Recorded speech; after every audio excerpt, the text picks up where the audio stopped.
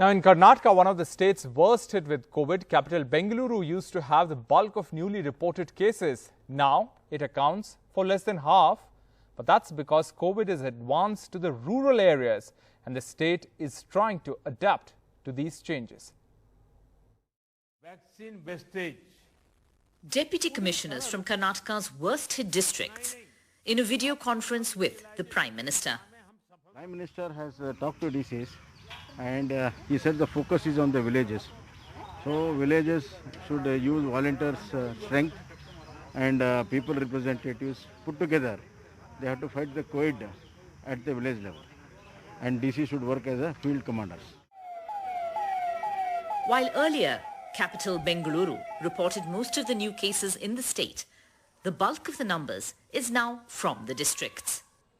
Bangalore is the only city in the state which we are seeing some downward trend, which we are happy, and because there is a lockdown here.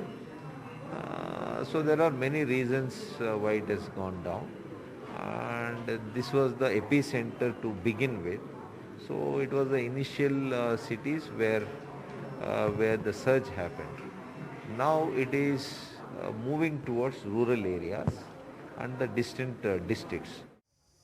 A month ago, out of over 15,000 new cases in the state, Bengaluru accounted for almost 61%. In Monday's data, out of over 38,000 new cases, 34.6% were from Bengaluru. The state government is modifying some of its strategies accordingly. Home isolation for COVID-positive patients will not be permitted in rural areas. COVID care centres would be set up at the primary health centre level to help with this.